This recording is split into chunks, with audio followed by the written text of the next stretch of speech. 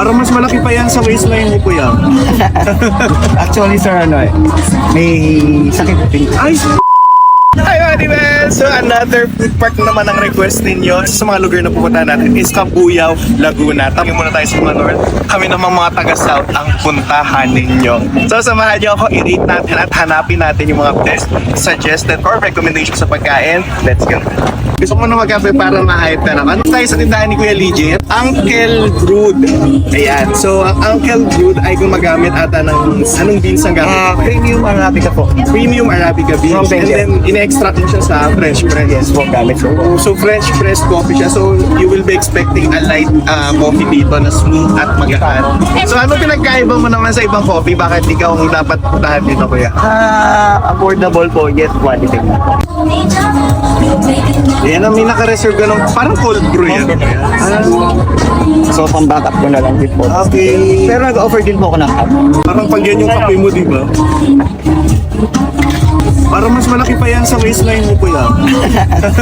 Actually, sir, may sakit din. Ay, sorry. Oh, Okay lang po. okay lang i-disclose. Okay na po. May stage 3 colorectal cancer po ako. Oh my God, kaya ka namayot lang yan. Yes po. Actually, payat na po talaga ako. Last year na-diagnose po. Sorry. Okay lang po. Okay lang po. Ano? Kaso nga lang, kailangan natin kumayod kasi may Totoo. 3 akong anak. So yung panganay ko po kasi is taking up mechanical engineering So, from okay ka naman na ngayon. kailangan. Kailangan mo mag-i-o. Yes po. Siguro Kaya may kaya. sampung kape. Sorry.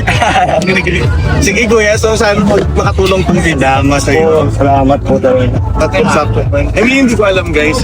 I was trying to be funny lang kay kuya. Na-disclose ko. Eh, nakakatuwa kasi despite of his condition, nandito pa rin siya humaharap. So, that's a lesson for everyone na kahit gaano kahirap, nasa tao talaga. Kailangan po talaga. Sige. Ay, kumuling ka, pe. Sa pilitan. Nag-average po ako ng pag maganda pong bentahan natin, at least 30 cups.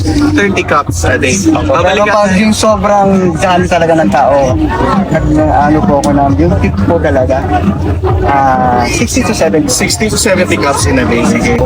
Abangan natin pagkatapos ng video natin. Natin kaya na kuya mo 100 lang. Baka umiyak ka na lang.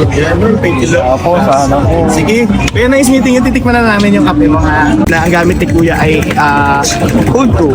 So ang cold brew ay isang proseso ng pag-extract ng kape using cold water at saka time.